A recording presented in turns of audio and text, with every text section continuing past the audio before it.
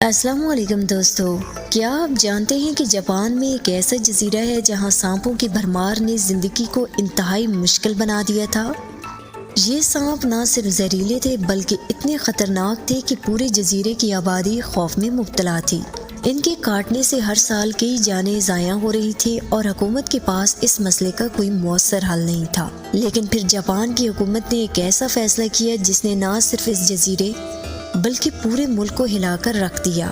انہوں نے سانپوں سے نمٹنے کے لیے نیولے جزیرے پر چھوڑنے کا فیصلہ کیا۔ نیولا ایک ایسا جانور ہے جو اپنی پھرتی، طاقتور جبڑوں اور زہر کے خلاف مدافعتی صلاحیت کی وجہ سے سانپوں کا سب سے بڑا دشمن سمجھا جاتا ہے۔ بظاہر یہ ایک لاجواب منصوبہ لگ رہا تھا، لیکن کسی نے بھی یہ نہیں سوچا تھا کہ اس فیصلے کا نتیجہ کیا ہوگا۔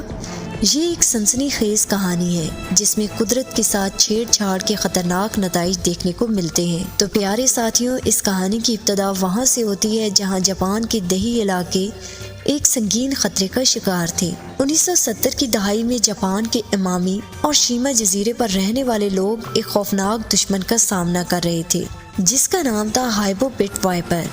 یہ سانپ نہ صرف زہریلا تھا بلکہ علاقے میں انسانوں اور جانوروں دونوں کے لیے موت کا پیغام لے کر آتا تھا۔ ہائبو پٹ وائپر اپنی جسامت میں دیگر سانپوں کے مقابلے میں بڑا اور خطرناک تھا۔ اس کا زہر انتہائی مہلک تھا جو جسم کے خون کے خلیات کو تباہ کرنے کی صلاحیت رکھتا تھا۔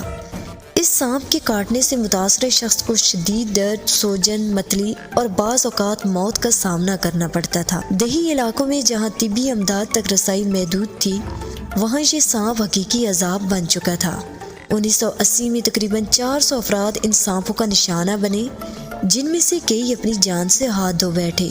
حکومت کے لیے یہ ایک فوری مسئلہ بن چکا تھا۔ دیہی علاقے کی آبادی کو نہ صرف ان سانپوں سے بچانے کی ضرورت تھی بلکہ ان کی زندگیوں کو بہتر بنانے کے لیے ایک دیر پا حل نکالنا بھی ضروری تھا۔ ابتدائی طور پر سانپ کے زہر کے علاج کے لیے اینٹی وینم تیار کیا گیا، لیکن اس کے ساتھ بھی ایک مسئلہ تھا۔ اینٹی وینم کو محفوظ رکھنے کے لیے بجلی اور ریفریجریشن کی ضرورت تھی جو دیہی علاقوں میں موجود نہیں تھی۔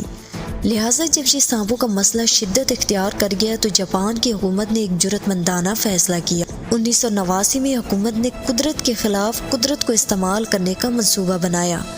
انہوں نے فیصلہ کیا کہ نیولے کو ایک چھوٹے مگر طاقتور شکاری کے طور پر جزیرے پر چھوڑا جائے تاکہ وہ ان زہریلے سانپوں کا شکار کرے اور علاقے کو ان کے خطرے سے آزاد کرے۔ یہ منصوبہ جینیاتی سائنس یا جدید دوا پر نہیں بلکہ قدرتی شکاریوں کی فطری صلاحیتوں پر مبنی تھا۔ نیولے اپنی پھرتی، طاقتور جبڑوں اور زہر کے خلاف مدافعتی نظام کی وجہ سے جانے جاتے ہیں۔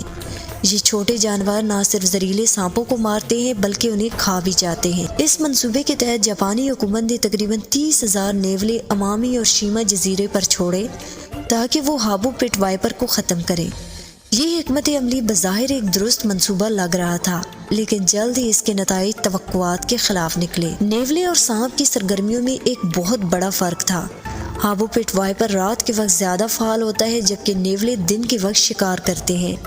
اس اختلاف کے باعث نیولوں اور سانپ کا آمنا سامنا شاذ و نادر ہی ہوتا تھا اور سانپوں کی آبادی پر کوئی خاص اثر نہیں پڑا۔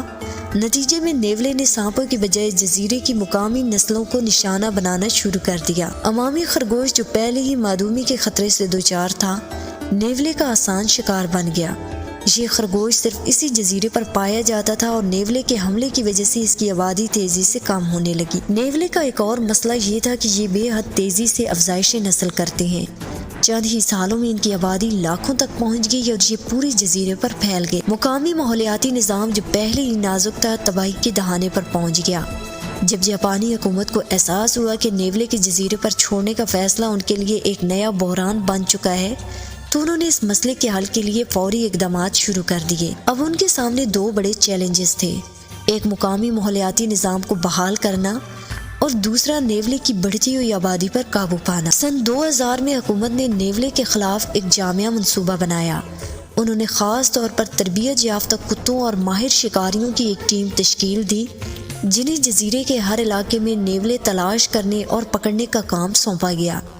اس کے علاوہ تقریباً 20,000 خصوصی ٹریپس پورے جزیرے میں نصب کیے گئے اور پچھلے 25 سالوں میں جاپانی حکام نے تقریباً 32,000 سے زائد نیولے پکڑے اور ان کا خاتمہ کیا۔ جدید ٹیکنالوجی جیسے کہ موشن سینسنگ کیمروں اور مقامی رہائشیوں سے حاصل ہونے والی اطلاعات کی مدد سے نیولے کی موجودگی کی نگرانی کی گئی۔ 2022 میں 472 مختلف جگہوں پر لگی کیمروں اور تربیت یافتہ کتوں کی مدد سے ایک جامع رپورٹ تیار کی گئی، جس کے مطابق جزیرے پر نیولے کی موجودگی تقریباً ختم ہو چکی تھی۔ یہ کامیابی بلا شبہ ایک بڑی فتح تھی، لیکن اصل مسئلہ یعنی ہابو پٹ وائپر ابھی بھی موجود تھا۔ اب جاپانی سائنسدانوں کی جدوجہد کا آغاز ہوا۔ انہوں نے ہابو پٹ وائپر کے زہر کے خلاف ایک جدید اور قابل رسائی اینٹی وینم تیار کرنے کی تحقیق شروع کر دی۔ زہر کے جینیاتی نقشے کو سمجھنے کے لیے جاپان کے مختلف تحقیقی اداروں اور یونیورسٹیوں نے مل کر کام کیا۔ اس مقصد کے لیے سائنسدانوں کی ایک ٹیم نے ہابو سانپوں کے زہر، خون اور پٹھوں کے نمونے جمع کیے اور ان کی ڈی این اے کا تجزیہ کیا۔ اس تحقیق میں 60 جینز کا پتہ لگایا گیا جو زہر کی تیاری میں شامل ہیں۔ ان جینز کو جان کر سائنسدانوں نے نئے اور بہتر اینٹی وینم بنانے کی بنیاد رکھی۔ یہ تحقیق صرف سانپ کے زہر کے علاج تک محدود نہیں رہی، بلکہ اس سے دیگر بیماریوں جیسے کینسر اور قلبی امراض کے علاج میں بھی مدد ملنے کی امید پیدا ہوئی۔ جاپانی ماہرین نے نہ صرف زہر کے علاج کے لیے نئے طریقے دریافت کیے، بلکہ ان کی تحقیق میں عالمی سطح پر سائنسدانوں کو زہر سے بنی دوائیوں کی تیاری میں بھی مدد ملی۔ جاپان میں نیولے کو زہریلے سانپوں کے خاتمے کے لیے متعارف کروانے کا فیصلہ شاید ایک منفرد تجربہ تھا، لیکن یہ قدرت کے ساتھ چھیڑ چھاڑ کی پہلی کوشش نہیں تھی۔ دنیا بھر میں کئی ممالک نے قدرتی ماحولیاتی نظام کو کنٹرول کرنے کے لیے ایسی ہی اقدامات کیے ہیں اور ان کے نتائج حیران کن بلکہ اکثر تباہ کن نکلے ہیں۔ 1935 میں آسٹریلیا نے گنے کے کھیتوں میں آفت بننے والے بیٹلز کے مسئلے سے نمٹنے کے لیے کین ٹولز نامی ایک قسم کے بڑے مینڈک متعارف کروائے۔ ان مینڈکوں کا مقصد بیٹلز کا شکار کرنا تھا، لیکن جلد ہی یہ واضح ہو گیا کہ یہ مینڈک گنے کے کھیتوں کے علاوہ دوسرے مقامات پر پھیل گئے اور اس کے نتیجے میں آسٹریلیا کی مقامی حیاتیات کو نقصان پہنچا۔ یہ کہانی ہمیں یہ یاد دلاتی ہے کہ قدرت کے ساتھ چھیڑ چھاڑ کے نتائج ہمیشہ ہمارے حق میں نہیں ہوتے۔ تو پیارے ساتھیوں، یہ تھی ہماری آج کی ویڈیو۔ اگر آپ کو یہ ویڈیو پسند آئی ہو تو لائک کریں اور ساتھ میں ہمارے چینل کو سبسکرائب کرنا نہ بھولیں۔ ملتے ہیں اگلی شاندار ویڈیو میں، تب تک کے لیے اپنا اور اپنے پیاروں کا خیال رکھیں۔ اللہ نگہبان۔